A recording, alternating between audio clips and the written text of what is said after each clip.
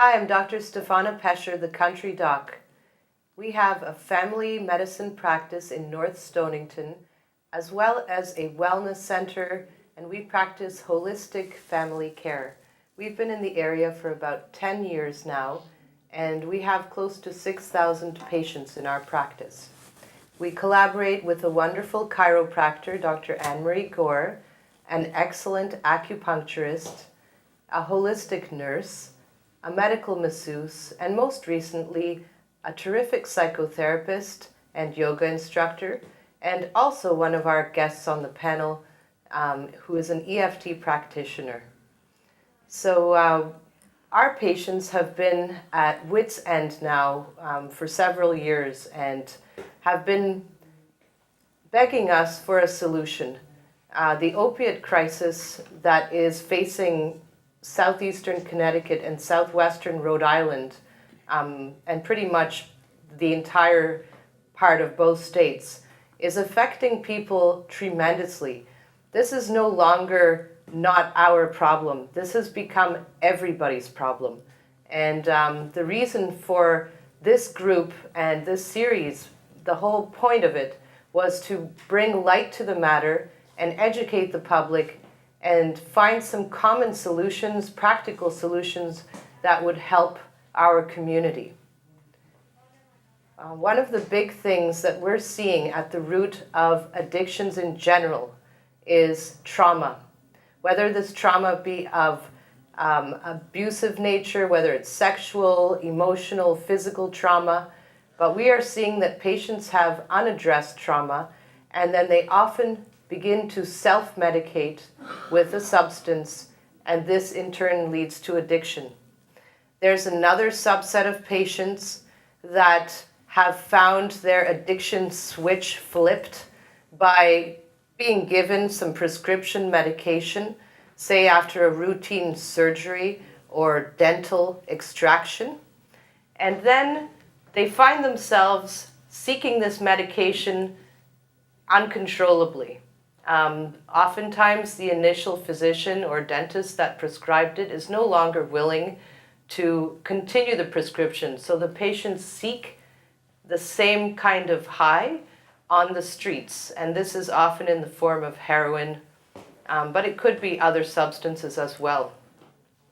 So for this purpose, we have kind of put together this panel to see if we can make a difference in our community. The cycles of intergenerational trauma appear to be especially pronounced in the Native community, and we have a large Native community here. Apart from that, I also wanted to talk a little bit about how I came to be a supporter of medical cannabis. A few years ago, one of my lovely patients, who happens to be sitting right here, Lois, had many problems. She was chronically ill. She was on many medications, up to 30, and she was on chronic narcotics for pain. She also had a cancer diagnosis and just was a very sick lady. After she accidentally overdosed and almost died and had to be resuscitated, she came to me and she asked me for a medical marijuana card. And at the time, I really knew nothing about this. And so I have an open mind, so I sent her to somebody who did prescribe the card.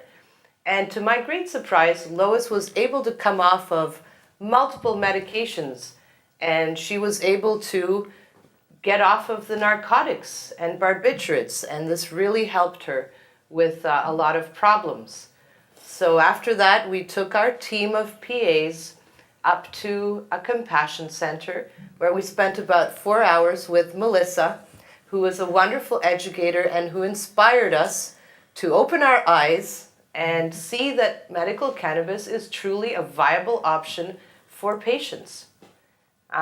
So the journey continued, and I have to say I was very blessed to meet Julie as well, and I'm going to introduce these lovely ladies formally to you so that you know exactly who they are.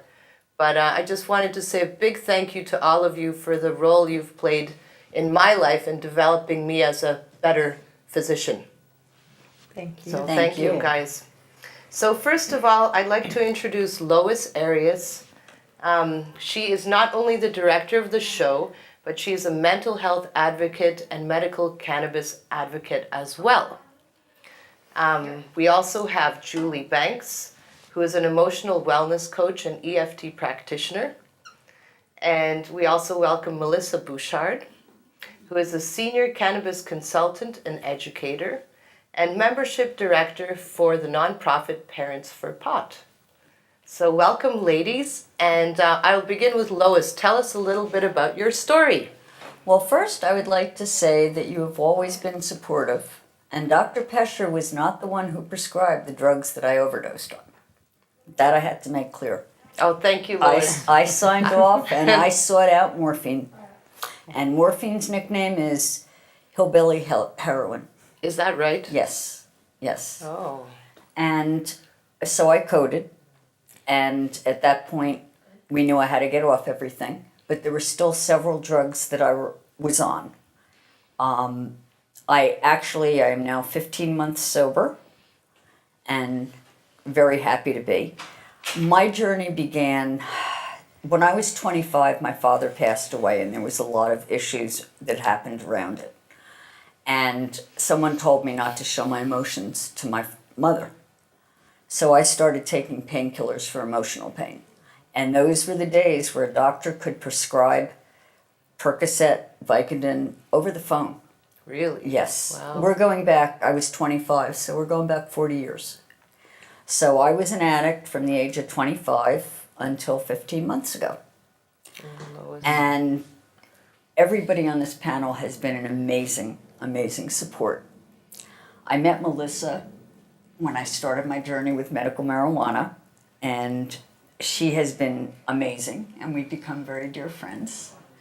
But she just is amazing in her knowledge, her compassion, and really was a great person for Dr. Pecher to talk to about this.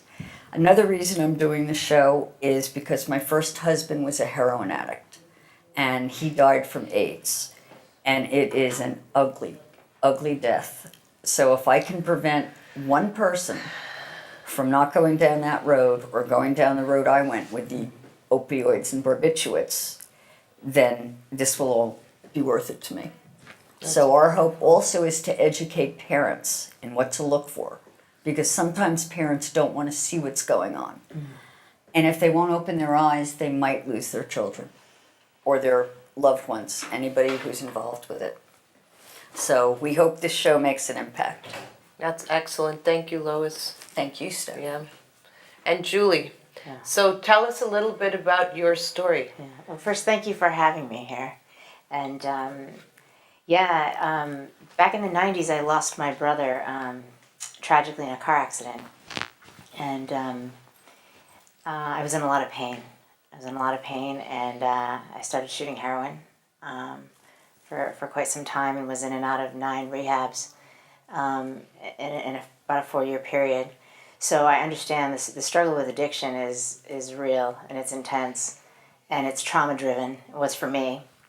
And it wasn't until I started really peeling away at the core issues of why I was using, and it even went beyond my brother. There was other emotional trauma in my history.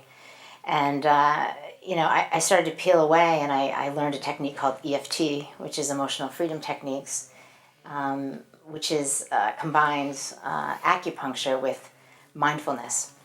So you tap on acupoints while you tune into the trauma or a troublesome memory, and it calms the brain's physiology down around the trauma. So it quiets the amygdala, it down-regulates it.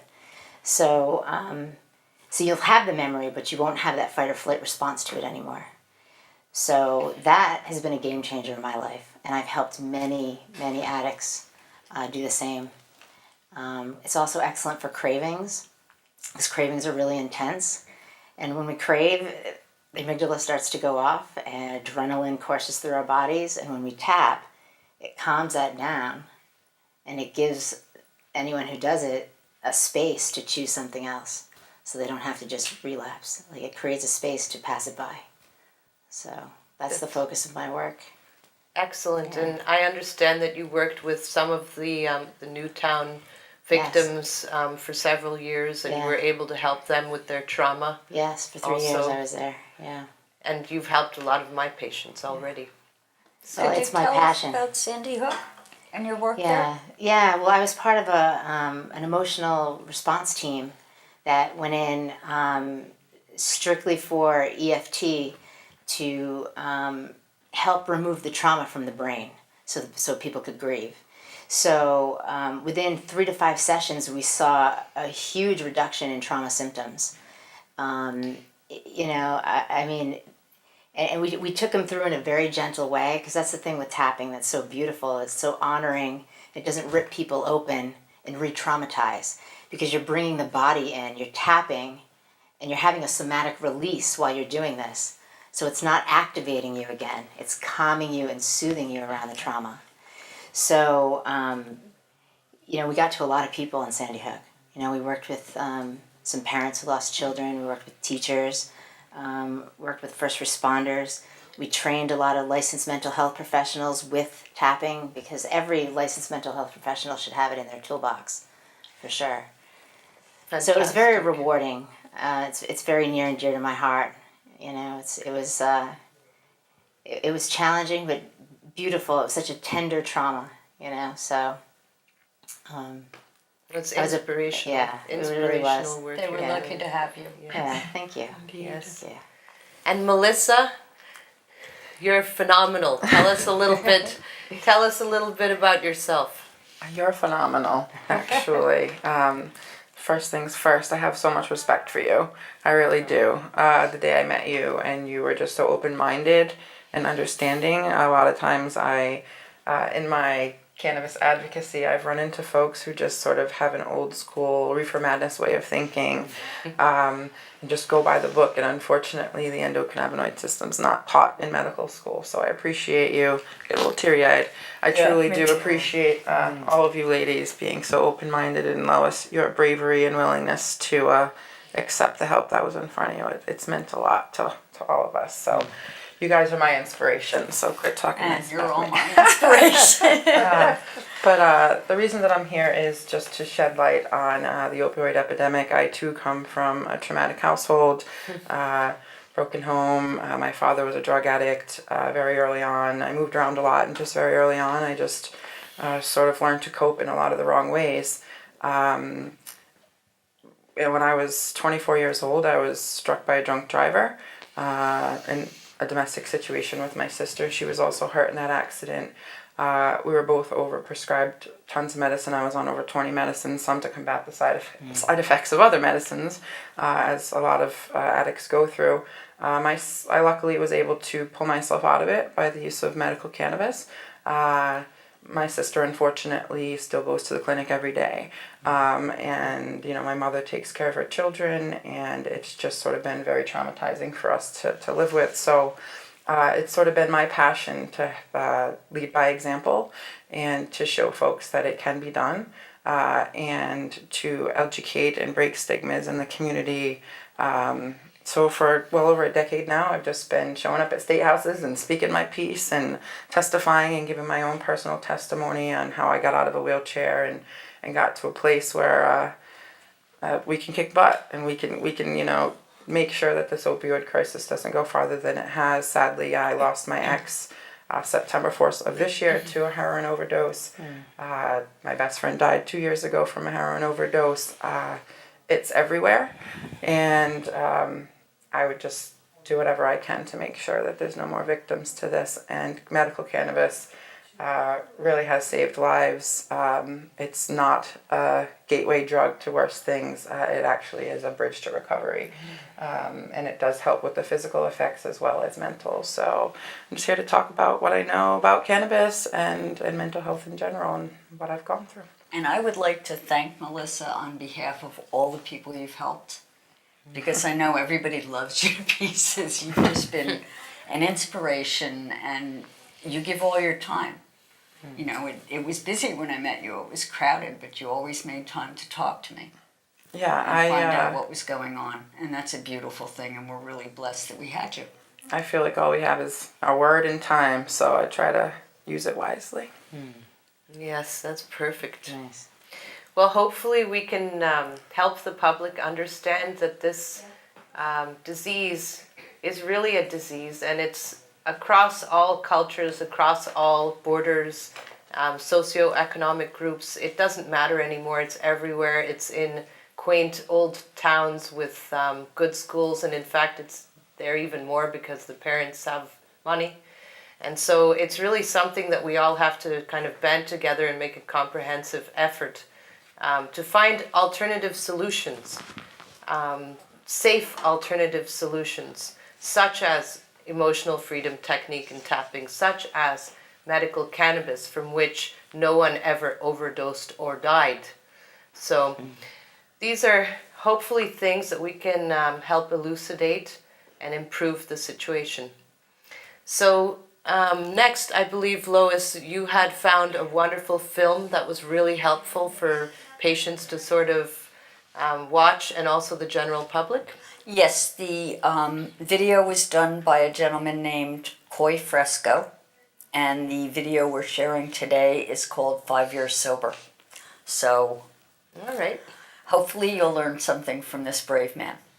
All right. Well, let's take a look at that, shall we? And we'll. What is up, and welcome to Koi's Corner, a channel for personal and spiritual growth. So this video, this discussion just popped into my mind, and I realized it's been about 5 years now, looking at my watch, that I've been sober, that I have abstained from drugs, sparing, the occasional coffee and tea, from the majority of what I dealt with in the past and the issues that I faced through them, which were the majority of the time my own personal fault, not just with what I talked about last week on psychedelics, but also with prescription medication and marijuana. And so I wanted to talk to you about what it's like being sober, because I haven't done a video on sobriety in I think over 2 years. And I've gotten many questions about it. And for me, sobriety has always been a very interesting thing, because at a certain point, I'm not sure when this happened, you stop identifying as sober, if that makes sense. Well, let's just go through the years. So the first year of sobriety wasn't very fun. As most of you probably know, I was in jail. I didn't really have access to drugs at all, which was good. Now, of course, in jail you have the potential to get a hold of things, but I didn't do that. Very few people even tried to. I think it was great. The majority of the first year was a forced situation of not doing anything. And even though that urge is very strong, and every day, you wish you could have something to take away from the boringness of normal life, of just being sober, in those situations I didn't. And so thankfully, there was no way for me to try to not be sober. But when I got out and heading into the second year, that's when it was a lot more in the mind. I was free. I was home again for about a year. I had the potential to do these things. And for me, what I've noticed with a lot of people who I know that are sober is that when you have drug problems, when you really fixate on drugs and you're that, not obsessed, but just engrossed with their effects, you really try to legitimize on any level you can why you are taking them. You'll use any excuse in the book to make it okay to break your own rules.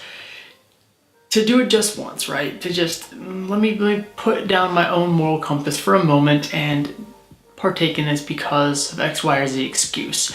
And I think the first 2 years in that, I think more than anything else, are crucial, because that is the time frame, for me at least, and for a few friends I've talked to, where these cravings and these focuses, especially when we're in negative states and negative emotions, really want us to break character and want us to get back into our drugs, want us to get back into these things that help us escape in many ways for many people. And while, yes, many people can handle drugs completely fine, the majority of people, I would say, can. Those of us who do admit that we are maybe a little weaker than most in that issue or in that regard, or need help getting to that place, it's great to have people around that you can talk to about it and that you can really just surround yourself with to help you stay sober. And that's what made it a lot harder for me in the second year of sobriety, because I didn't really have that. You know, most of my friends, even still to this day, partake in recreational drug use, which is totally fine. But it was very hard in the second year of sobriety to really stay on that path. And what really helped me more so than anything was just, I think what was, in the same sense, the catalyst to what I do now was reading. I read all the time, so many books, and I watched documentaries every single day. I would spend the majority of my days reading or watching documentaries, kind of isolated in my room and not associating with anybody, because I knew that that kind of factor was always going to be there. And so maybe if I just don't face it at all, it will be easier. And that helped me. Again, I think for a lot of us, we think when we do have a problem or we're trying to get away from something, well, I can be around it, I'll be totally fine. And that might be true for some, but for others, as soon as we get there, we might realize, wow, I don't have a grip on this, and I really want to try that. And then what's going to talk me out of it now that I'm here? And that was the problem for me.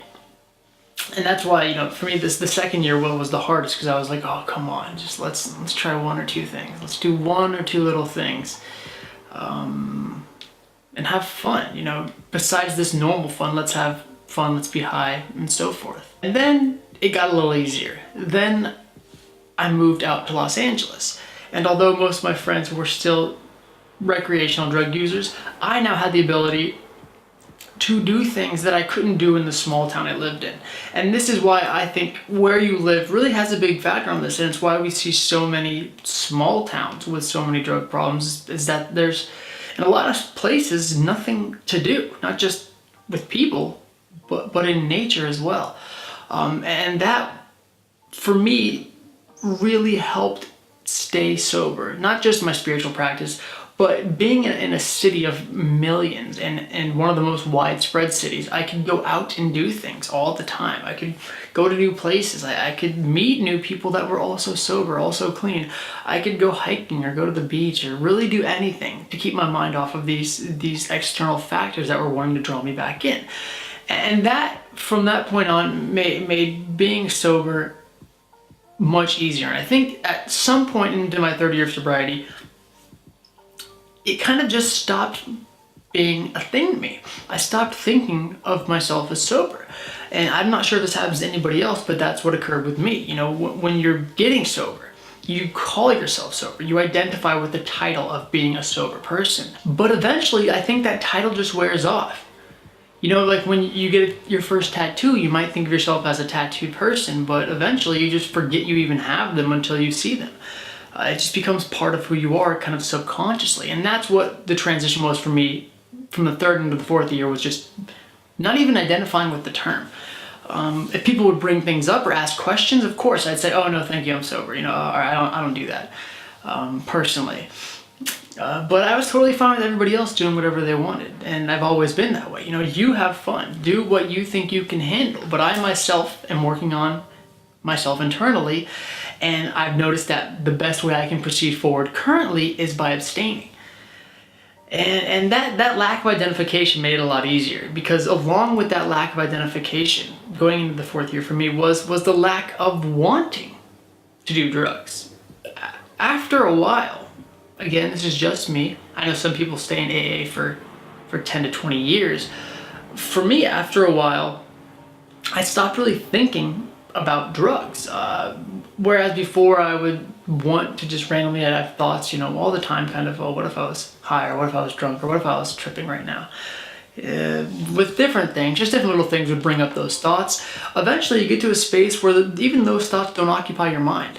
And that's what started to happen with me. They just stopped occupying my mind. My friends would smoke or would be drunk, and oddly enough, that thought wouldn't be going through my mind of what if I was also. It would just be, oh, they're high. Not they're high and what if I was high, but they're just high. And that took years to come into, but once that fell into place, again, just like not identifying when you don't physically have that kind of draw towards it whatsoever, and it stops being a thought altogether, it's a piece of cake. It becomes a cakewalk. And that's, I'm blessed enough to be in that space now where it has been that kind of cakewalk. And the only issues I've seen through year 4 into year 5, which is now, is that sometimes, very, very not often, but very, very, on very odd occurrences is what I was trying to say, you'll get into spaces where when you don't know what to do, this is the only time I've felt this, and maybe some of you have as well, when you get into very weird spaces or very deep states of anxiety or very deep states of depression or just existential crises or things such as that, very, very rarely, sometimes when you just don't want to work out what's going on with you internally, your mind will just go, gosh, you know what, I wish I was drunk, or I wish I was high, or I wish I was tripping. And that's the only thing that I've noticed that's always poignant right there. And that just takes more and more time to cultivate and grow through. And my practice has really helped me grow through that, is when those thoughts arise, instead of just longing for them and oh, I wish, and why don't I just go do it for hours on end, when they arise, I've recently learned to tell myself, yeah, that is a possibility. But I think it'll mean more in the long run if I work through it naturally. I work through it right here and now, in the state I am in. Really feel these emotions, really understand these thoughts, and see if I can't come to correct this on my own. And that again is liberating too, because it's a very visible mode, I should say, of self-sufficiency, of saying, look, I can do this. I've hit my lowest points.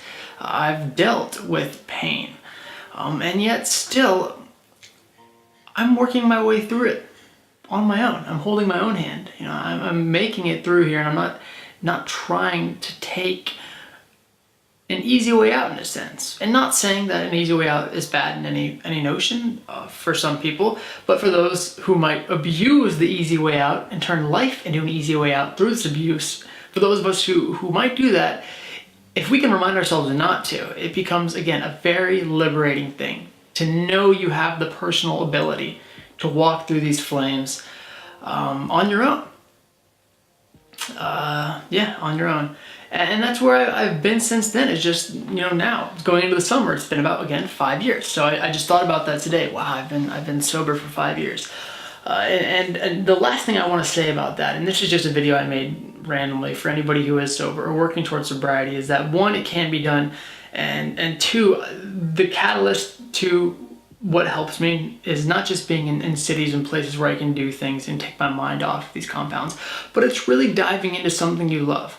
And that's what I think has been the biggest thing, is me diving into what I love, which is learning the most I can about not just myself, but the nature of reality and how all of us can live as best we possibly can, purely and peacefully, in this conscious plane of existence in human bodies.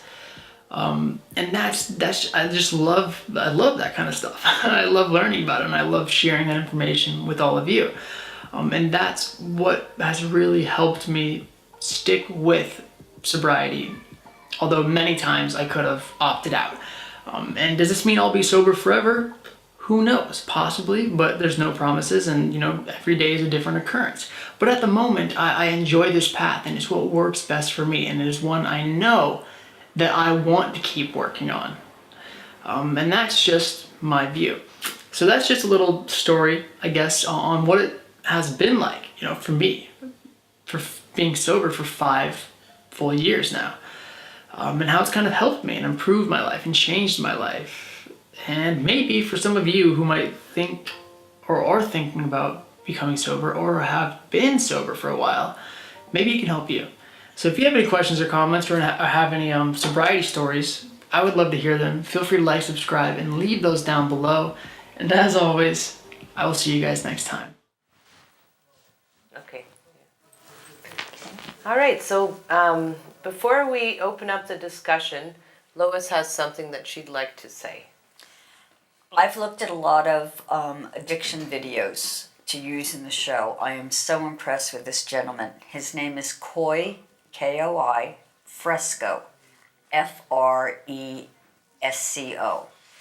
He's on Twitter. He's got a wonderful page on Facebook, and you can find a lot of his videos on YouTube. So I'm proud of him for being sober for 5 years. Yes, he really, what a powerful speaker, Lois. You did a great job picking that. Well, we might see him again in the show. Wouldn't that be nice? Yes. So it sounded very similar to what we've been talking about regarding trauma and pain and suffering and things like that leading to self-medication. We often, one thing that I forgot to mention earlier was that one of the biggest populations that suffers are the veterans, our veterans, for heaven's sakes. They go through all kinds of hell and come back addicted and with all kinds of issues, but we've had tremendous positive results using medical cannabis. We have actually changed lives. So that's just one additional little point that I wanted to touch upon. But what did you guys think? Do you have any other comments to kind of add to what we just saw? Yeah, I think there's a couple things that stood out for me with Coy. Is one, he learned how to self-regulate, and that's a real problem for addicts, especially early on, because any emotional intensity, we want to medicate it, we want to avoid it, we want to numb. So I think essentially what he was saying is that in time he learned to regulate his emotions, and that it wasn't an option. He was able to pass it by. And then, finding what he loves, like connection. Yes. Connection is huge, and I needed a lot of support in my sobriety. I definitely didn't do it alone. So the more support, the more connection, the more you can start to go after your passion. And then life changes. Like, everything's possible from that place. So I think what struck me the most is probably when he talked about survivorship. I think it's interesting. Addicts sometimes we go through such a struggle and don't realize exactly how strong they are. And I think that it's important to sort of challenge ourselves. I think he touched on that a little bit about it. It was almost like sounded like a competition that he had with his own self and challenging himself to be better and on that journey. And so finding tools, if you don't like reading books, or if you don't have access to go for a walk. I myself use essential oils. I rub them, sometimes I have to rub oil under my nose just to sort of bring myself back. But just that survivorship and finding the tools in your toolbox that work for you is sort of, it sounds cliche. And he talked about how it became a cakewalk, and that probably seems like really scary, intimidating in the beginning of sobriety. And I wouldn't agree necessarily that it's a cakewalk, but I would say that it does get better in challenging yourself and setting personal goals. And rising to that occasion does come with a lot of confidence and sort of not wanting to go backwards. Right. I'd like to interject something that isn't about the video, but I really hope nobody tries to get off their medications or their drugs cold turkey. You need to get someone to help you. There are so many options. There are ways, if you have a great support system, you might not need rehab.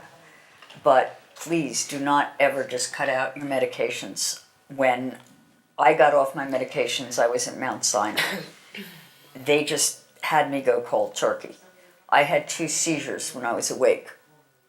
So I do not recommend taking yourself off medication.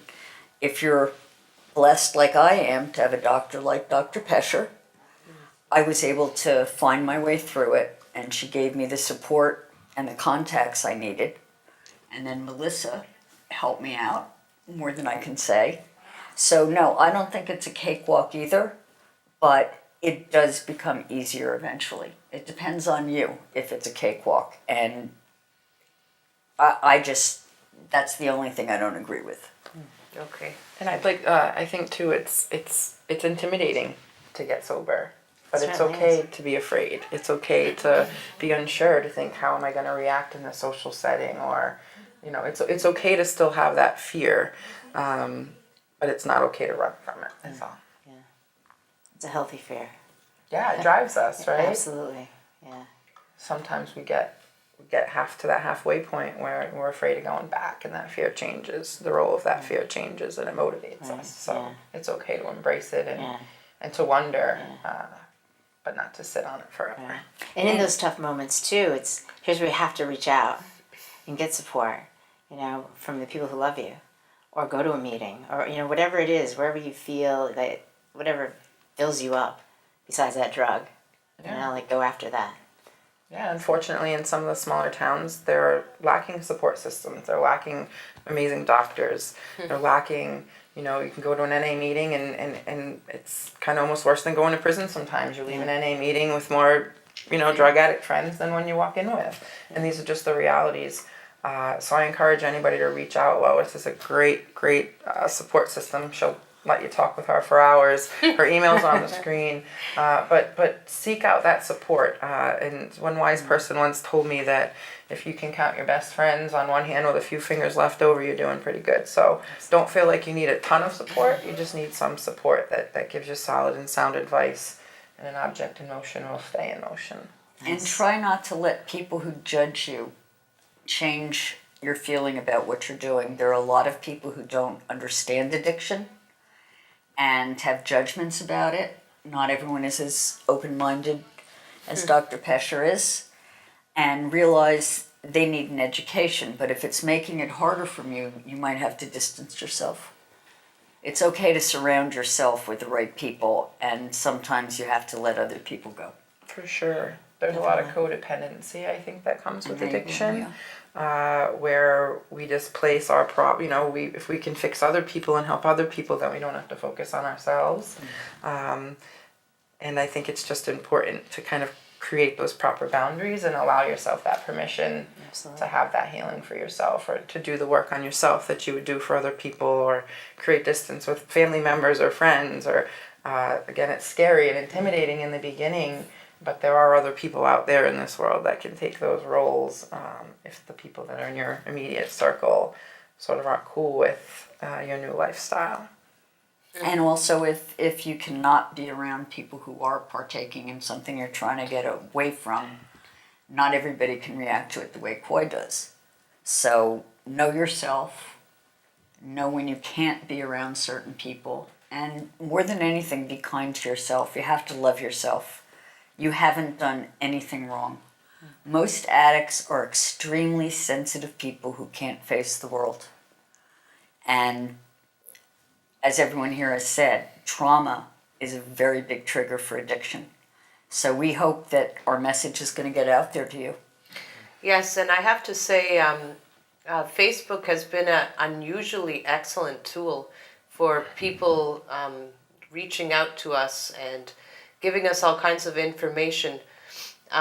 One former addict from Connecticut reached out to me through Facebook, and he now lives in Colorado, and he told me that his way of getting off of heroin was actually going to a rehab away from all his friends and the environment that triggered his problem in the first place. And then after he got clean, he actually now counsels and assists other addicts to become clean, and that's become his passion, and that's what drives him and motivates him to stay clean. So that was a very interesting point. Yes. Many people need to change people, places, and things for a while, until they can build a foundation. Because it's really important to build a strong foundation, because if it's got cracks in it, house is going to cave in. So. And not everybody is as lucky as the four of us to have each other, but there are people out there who will be your support. One of the tools that I used, not to cut you off, one of the tools that I used wasn't just medical marijuana. It was one of them, and I'm proud of that. And I encourage folks to challenge the systems that be and talk with their doctors and find safe access or what works for them. But one of the things that work with me, in addition to just sounds and smells and different textures, was dialectical behavioral therapy. And all I did was go to Barnes & Nobles and spend $25 on a workbook and really worked my way through urges and things that go through my, tools that I can have, what can I use, and to properly identify what was happening. And it was very interesting to just sort of learn, like the gentleman in the video did, how interesting it was to learn more about myself and where these issues were coming from or where these triggers came from. So that in those moments of thinking, oh my gosh, what's going to happen, that you can learn how to move forward instead of go backwards. But so DBT therapy was always something that worked for me. And be your own best advocate. Don't be afraid to say, hey, I got something going on here and I need to talk with someone about it, or do the work yourself if you're a little bit embarrassed at first. Melissa, can you give the words to the acronym? Oh yeah, dialectical behavioral therapy. I believe there's another kind, like not DBT, but something BT. There's several different kinds. CBT, yeah, cognitive behavioral therapy. Yeah. But for myself, I'm more of a sights and sounds. This was just more of a Tactile. Yeah, it's tactile. It's how you go about it. So they say there's 101 ways to skin a cat, and I believe there's a million ways to get healthy and to create a journey to wellness that works for you. So that doesn't necessarily mean that you can't ever have a glass of wine again. For some folks, they can't. Some folks can, But the main thing is to get to the root of the problems that's causing this addiction, and then kind of the addiction goes away with that. Yeah. Excellent. It's really about meeting people where they are and figuring out what works for them. Because not everyone fits into the AA box or the DBT box or so it's like meeting people where they are and then brainstorming. Like what feels good? What feels better? Yeah. What's going to help you? What's going to serve you? That's a term. To empower yourself. Meeting people where they're at is a term that I used a lot. I used to do in the midnight hour outreach.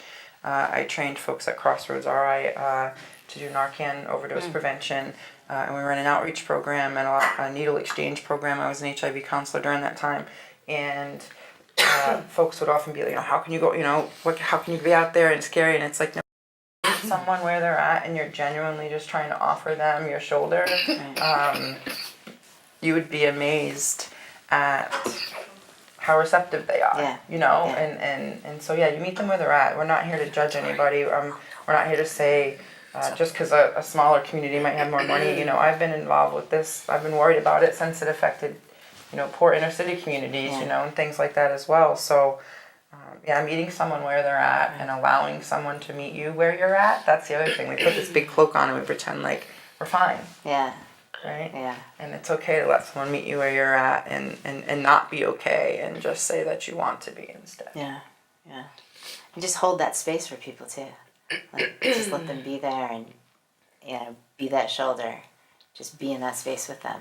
They're not alone. Yeah. Connect. And I'll say, don't be afraid to tell your story. As I said before, if someone's going to judge you, you don't really need that person in your life. You'll be amazed at how much support there is.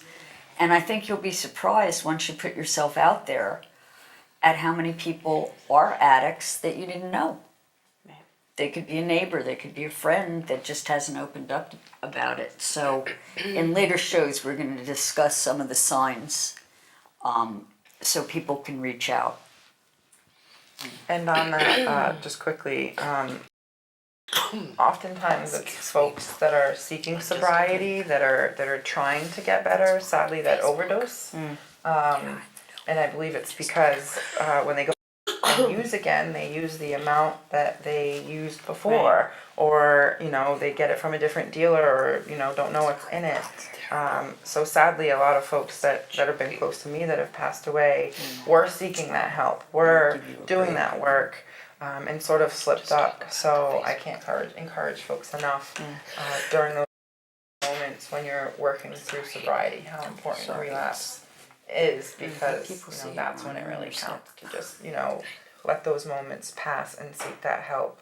Don't think that just one last time and then I'll go seek treatment then. Right. Because you never know. That could be the It's last a sad time. truth. Yeah. Before we run out of time, I also want to mention that we now have 2 Facebook pages. One is called High Stakes. That page will have information from us, posts, things that we think could help someone who's going through this. The second page is High Stakes Support Group. This is the page that you're welcome to post on. And there will be someone there as frequently as possible if you need help. So please visit us on Facebook, like High Stakes and like High Stakes Support Group, and we'll be your support if you let us. And Oh, wonderful. Thank you very much, everybody. I think, do you have any closing remarks? I think maybe we should tell a little more of each of our stories. Sure. So I'm going to go a little back to my initial trauma. When you lose someone unexpectedly, and I unfortunately had a fight with my father 15 minutes before he passed away. Oh, gosh. So that was what triggered my addiction. It took me decades to come to grips with that. And I don't know if I would have been able to get off of everything if I hadn't resolved those feelings in myself. Do any of you have issues that you think were your triggers in specifically? Could you share them? Yeah, I mean, growing up, I had really low self-esteem, and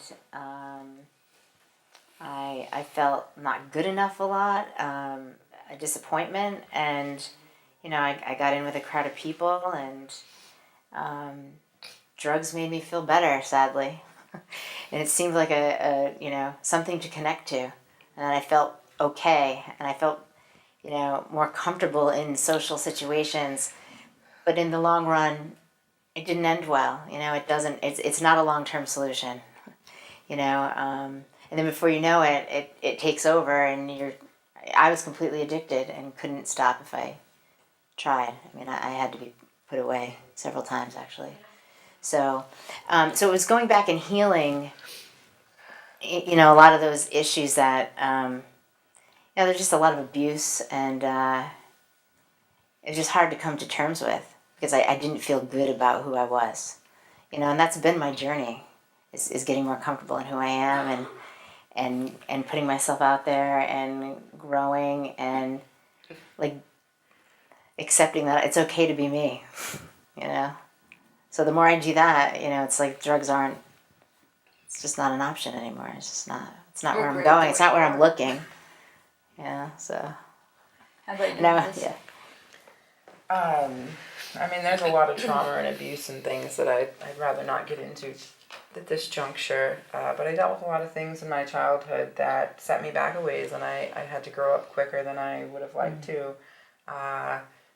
And then I just thought nothing was going to stop me after that, and I like to have fun. I like to get away from life. And very quickly, it had a hold on me, and I all of a sudden was 18 years old, being arrested for armed robbery, wondering what the hell am I doing in this hotel room. So a lot of things happen in my life, and you have to take a step back, and you have to say, what am I doing to myself? My sister was already well on her way into drug addiction, not quite heroin yet, but I had a nephew to look after, and I had to really figure it out. But it's just life happens, and it really is people, places, and things.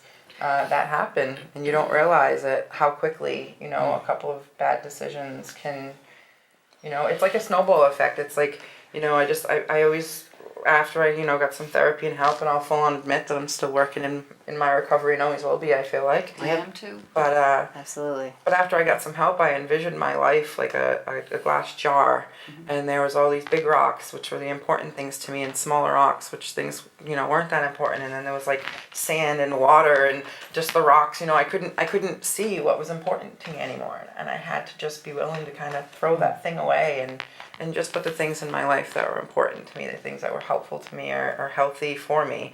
And it's not been easy, and every day, it's interesting to kind of bounce ideas off myself and see what trick I'm going to come up with next to get through the day sometimes.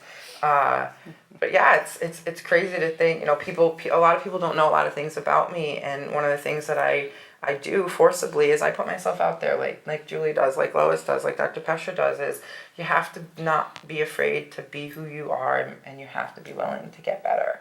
You have to admit where you are on your journey, and I don't want people to be like, oh, she did what, or she's, we all have stories, we all, and I'm blessed to only have that as part of my story. I mean, I used to be a counselor for children in group homes, and there were little girls who were molested and held up in closets and sold by their mothers, in my state, where you think bad things don't happen. So I'm blessed to have the traumas that I have because they've molded me into the person that I am. And along the way, somehow, I've found a way to not be ashamed of that, but to embrace it. Yeah, and just to add to that, I use my trauma now to help others. I feel like it's my purpose. Because I can sit with someone and, like I'm sure you can, and you just get it. Yeah. And you can hold that space, and I don't get triggered by it. I just sit there with them and cry with them and just be, with them in that. Yeah. And hold them in it. Well, I think that's sort of how Lois and I came to be is I just saw a person that was at the edge, and I didn't care who else was in line or if I had a lunch break coming, if Lois needed to talk, I was going to give her that space. And I think that that's important. It's important to just switch it from a codependency to a healing, you know what I mean? And to make sure that... Well, we end up loving each other into being. Yeah. That's... And that's that meeting people where they're at. Absolutely. Everybody has a bad day. Absolutely love. Yeah. And listening to your patients. That's very important, more so than people realize. I wish more doctors Can did we listen. ask you, as a doctor along this journey, sort of what have you learned? I've learned more things than I can imagine. I never would have pictured myself here a few years ago. No way. We were always very anti-narcotic in our practice. We never prescribed it for anybody. I'm known as Dr. No. And Yep.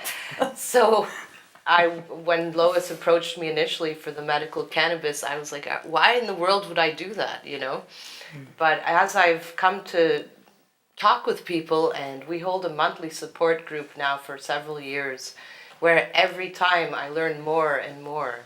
And it's certainly not what people think. It's really time to take notice of the root of the problem, the trauma. Really, we need to address that. That's where it's at. And it's interesting that there's some information regarding changes in our genes that happen after trauma. So it truly then becomes a transgenerational process, which is kind of scary. Mm-hmm. So, you really have to break that cycle. So when you look at the person that, say, is doing the abusing or the molester, well, they probably were molested themselves or abused themselves, and they pass it along. And so it takes some special insight to be able to break that and not continue that vicious, disgusting cycle. So, but I've learned very interesting things. I learned that you can eat heroin. I had a I didn't know that. a nurse bring me her son, and she said, he's 18, I don't know what's wrong with him. Dr. Pecher, can you please talk to him? So it was a new patient physical, and the kid's eyes were like pinpoint pupils. And I said, well, you've obviously taken something, so what is it? And he said, well, I ate my heroin this morning. And I said, ate heroin? And he said, yeah. And I was like, why in the world would you do that before your new patient physical? And he said, if I have to go work at Stop and Shop after this, and if I didn't take it, I'd be terribly sick. And I asked how he affords this, and he said he sells it so that he can have his share. Sure. So it's not even needles in the arm anymore. This is like, have you guys heard of that? Well, what it is, I think, is this goes back to the shaming, right? And again, this is how people die in trying to hide it. Right? He doesn't want to have the marks. If someone's, oh, you're messed up, oh, let me see your arms, or piss in this cup. Well, guess what? I promise you, as a drug addict, we know how to play mad scientist. We know how to figure it out. We know how to doctor shop. We know how to do what we have to do to get away from ourself, right? So I think that is part of the problem, is the shaming and the being, trying to hide it. Yeah. And that's, I think, a very dangerous space to be in. Absolutely. Is hiding what you're going through. The guy who ran me over, sadly, when we talk about breaking the cycle, he was a drug addict. He was drunk and high and everything, and he got so low after the accident, he was shooting up the gasoline that lights a lantern. People will literally do anything to get high. from selling their bodies to ingesting mouthwash. People will do anything Cough to medicine. get high. And so hopefully through this we can help them find ways that they'll do anything to heal. Well, thank Yes, you guys yes, very, very much for being part of this, and we look forward to future episodes. And also, I would like to thank SEC TV and Frank Fulchiero and Frank Vicini, who really are marvelously open-minded gentlemen and are kind enough to do this for us and for our community, really community leaders. So thank you very much, everyone, for attending and listening, and we will see you again. Thank you. Thank you.